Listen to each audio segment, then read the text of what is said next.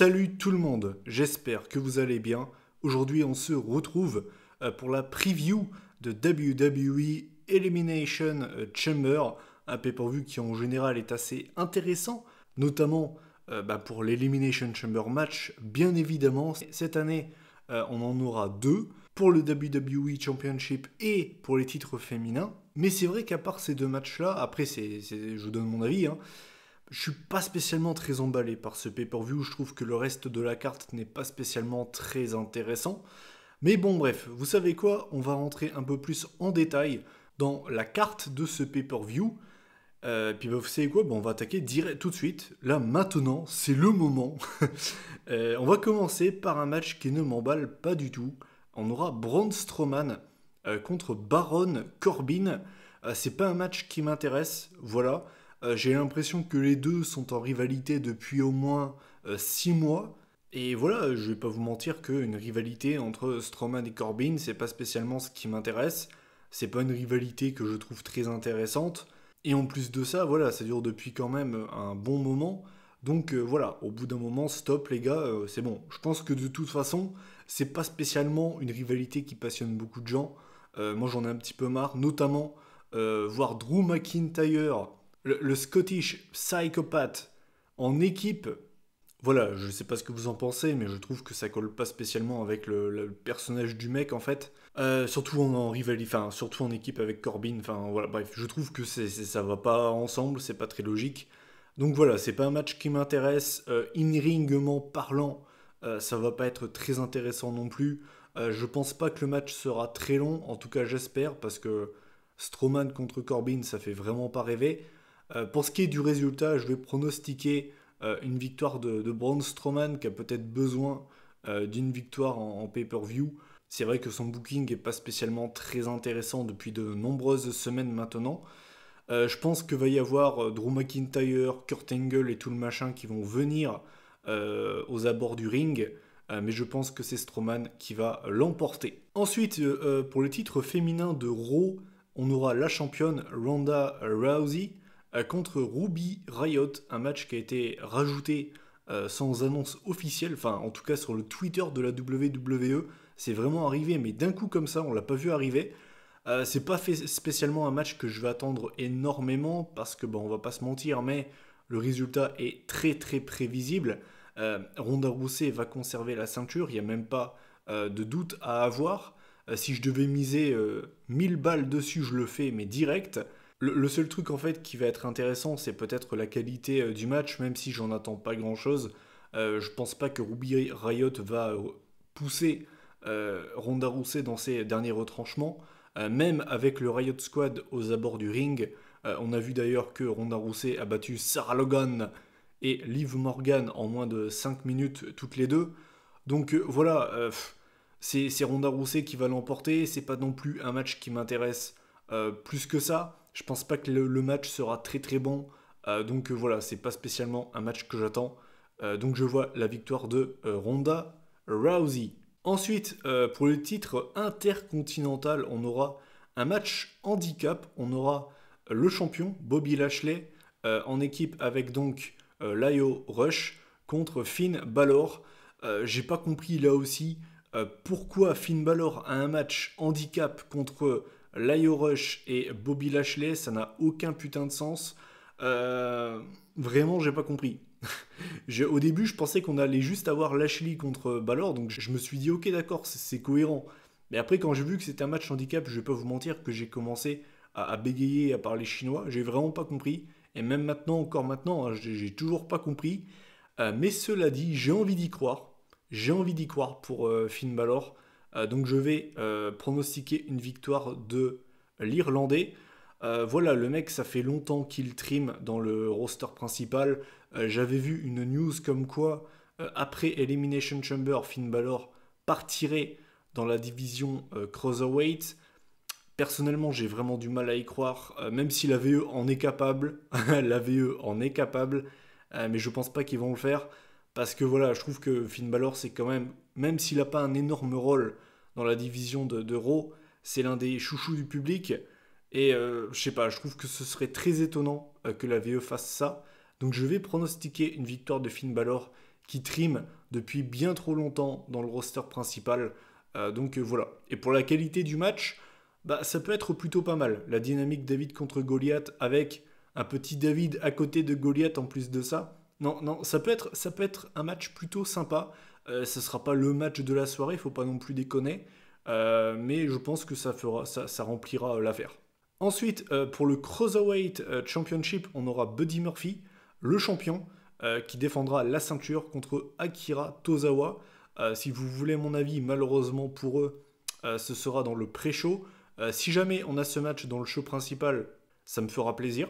Parce que même si je ne suis pas 205 live, les matchs Cruiserweight sont toujours divertissants et intéressants. Là aussi, je ne vais pas changer d'avis. Je pense que Buddy Murphy va conserver la ceinture. Je pense que s'il doit perdre la ceinture, ce sera pourquoi pas à WrestleMania. Pourquoi pas contre Finn Balor. Et au final, en me faisant cette réflexion, je me dis qu'ils vont peut-être vraiment le faire. Enfin bref, on verra ça. Mais tout ça pour dire que je pense que Buddy Murphy perdra la ceinture contre une grosse pointure qui, je ne sais pas, peut-être Finn Balor, du coup, on verra bien. Mais je ne le vois pas perdre contre Akira Tozawa. Donc je pense que Buddy Murphy va conserver la ceinture. La seule chose que je peux vous dire avec certitude, c'est que ce match sera très fun à regarder. Donc voilà. Ensuite, pour les titres par équipe de SmackDown, on aura le Miz et Shane McMahon, les champions, contre les Usos, Jimmy et Jay Uso. C'est pas un match qui me fait rêver, je vais pas vous mentir. Je pense pas que le match sera mauvais. Je pense que le match va remplir le job là aussi. Mais c'est pas un match qui me fait rêver. Et surtout, ce qui me fait très très peur, je pense que la VE va faire gagner le Miz et Shane McMahon. Et vous allez me demander pourquoi est-ce que ça me fait peur. Bah en fait, c'est pas que ça me fait peur, c'est que ça me fait surtout chier si jamais ce résultat arrive. Parce que les Usos, je les considère, et beaucoup les considèrent d'ailleurs comme la meilleure équipe de la WWE de ces dernières années. Et en fait, j'ai pas envie de les voir perdre contre une pseudo-équipe qui vient à peine de se former, avec un mec, je vais me répéter, désolé, qui n'a jamais été un vrai catcheur. Donc honnêtement, si je vois Shane McMahon pin l'un des Usos, battre les Usos en équipe avec le Miz, franchement, ça va vraiment me saouler. Pour ceux qui me suivent sur Twitter, je pense que ça va pas vous étonner ce que je dis, mais c'est vrai que Shane McMahon, j'en ai vraiment marre, je n'en peux plus de ce mec. Même si, encore une fois, je vais le répéter, il fait très bien son taf. C'est-à-dire que le mec n'a jamais été un vrai catcheur, mais à chaque fois qu'il monte sur le ring, il assure, c'est vrai, mais je n'en peux plus. Je n'en peux plus de Shane McMahon. Et tout ça pour dire que malheureusement, je pense que Shane McMahon et le Miz vont battre les Usos. Et je dis malheureusement parce que ça va vraiment m'embêter.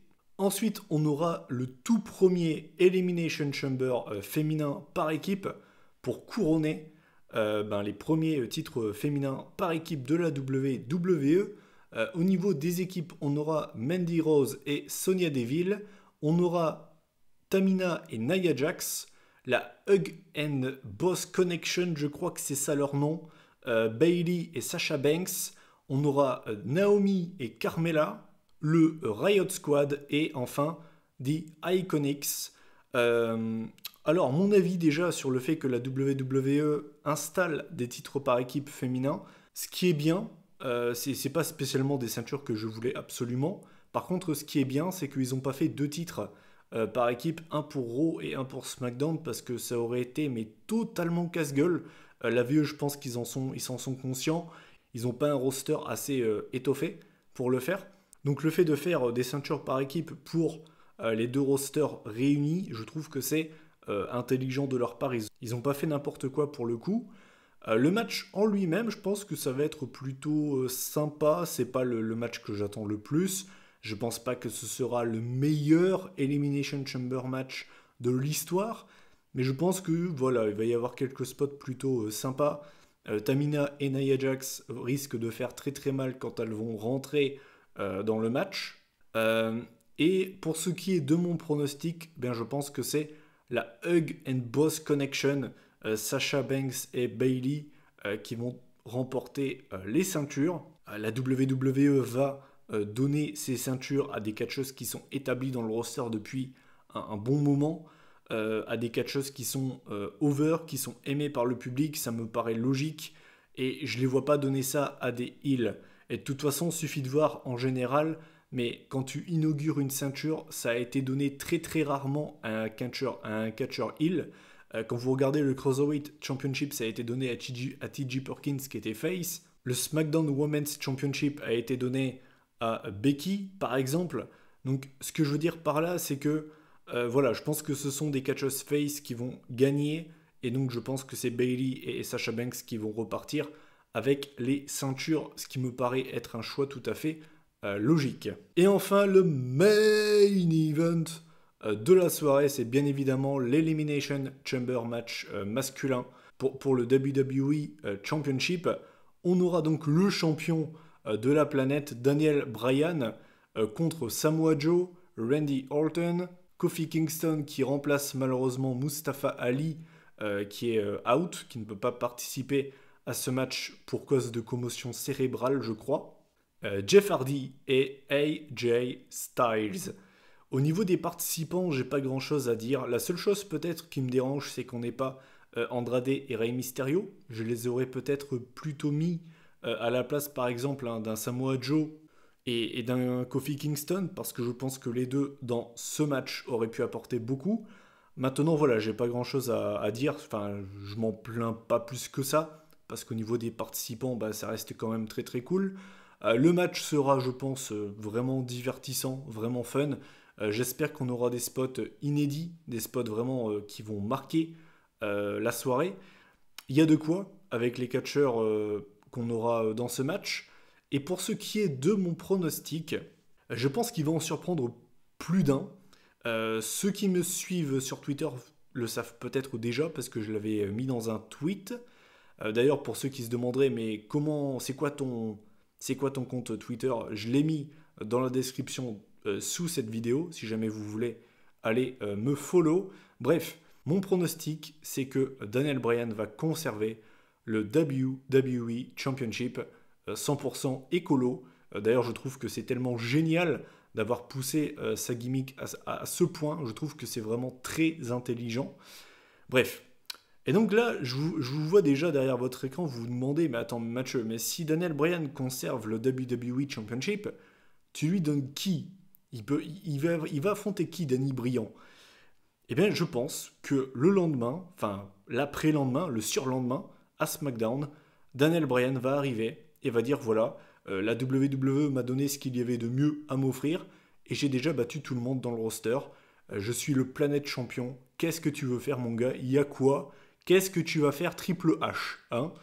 Et je pense que Triple H, il va arriver, et il va lui dire, c'est vrai, Daniel Bryan, bravo, t'as gagné le match et tout le machin.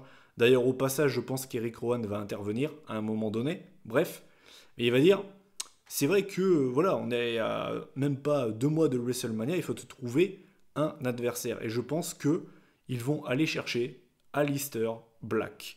Certains vont se dire, voilà, Mathieu, t'as trop fumé, la VE, ils vont jamais faire ça. C'est vrai que c'est quand même très très rare qu'un catcheur d'NXT soit automatiquement méga pushé comme ça. Le seul qui me vient en tête, c'est Kevin Owens quand il est arrivé à Raw en affrontant John Cena, en le battant d'ailleurs, c'était incroyable d'ailleurs. Bref, voilà, c'est le seul vraiment mec d'NXT qui a été pushé directement comme ça. En tout cas, c'est le seul qui me vient en tête. Et c'est vrai que ça ressemble pas forcément à ce que la VE fait d'habitude. Et c'est vrai que voilà, bah, pourtant d'habitude je suis assez terre à terre parce que je sais que la VE se sort rarement les doigts du cul pour nous offrir des moments comme ça. Mais je sais pas pourquoi, je sens qu'ils vont le faire. Je sens que la VE va le faire.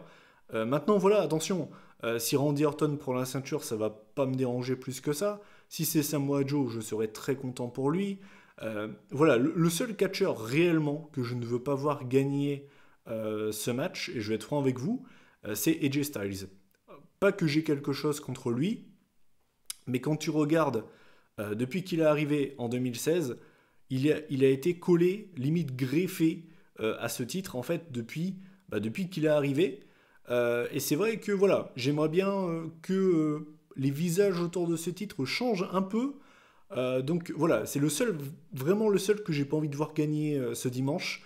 Mais du coup, voilà, mon pronostic, c'est que Daniel Bryan va conserver le WWE Championship et le surlendemain à SmackDown, Aleister Black va être envoyé tout simplement par Triple H pour affronter le Planet Champion à WrestleMania. Et on va pas se mentir, mais voilà, WrestleMania c'est le plus gros show de l'année, voilà. Il faut des grosses affiches et très clairement, on va pas se mentir, mais Aleister Black contre Daniel Bryan, ça a quand même de la gueule. Je sais pas vous, mais ça a quand même de la gueule. Surtout qu'on l'a vu au Royal Rumble, ce qui pourrait être un mini teaser de ce qui va arriver. Je ne sais pas. Donc voilà, c'est mon pronostic. La seule chose dont je suis sûr, c'est de la qualité. Je pense que ce match-là sera bien meilleur que le main event de l'année dernière, qui avait été beaucoup trop centré sur Braun Strowman. Donc bah voilà, tout simplement. Écoutez, j'en ai terminé avec la preview de Elimination Chamber. C'est pas un pay-per-view qui me fait rêver. Je ne salive pas d'impatience en voyant la carte de ce pay-per-view, même si je pense qu'il sera pas forcément genre dégueulasse. Mais c'est vrai que voilà, il y a quelques matchs qui me donnent pas plus envie que ça. Mais je pense que le pay-per-view remplira quand même le taf. Donc voilà, je pense que ça va être un pay-per-view plutôt sympa, mais vraiment rien de plus. Voilà, j'en ai terminé avec la preview de ce pay-per-view. Je vous invite à réagir en commentaire, à donner vos pronostics, à liker la vidéo pour le soutien, ça fait toujours plaisir. Également, je vous invite à partager la vidéo pour qu'un maximum de personnes puissent tomber dessus. Et puis comme d'habitude, on se retrouve très probablement pour la review de ce pay-per-view le lundi. Je vais essayer de ne pas spoiler avec la miniature. La dernière fois, je me suis fait un petit peu casser, je me suis pris des tacles glissés. Donc ce coup-ci, je vais essayer de ne pas spoiler, je ne promets rien. Donc voilà, d'ici là, moi je vous souhaite un très bon week-end, une bonne fin de semaine, un bon pay-per-view, mettez-vous bien encore une fois. Et puis à lundi pour la vidéo résultat. Allez, je vous laisse, salut tout le monde.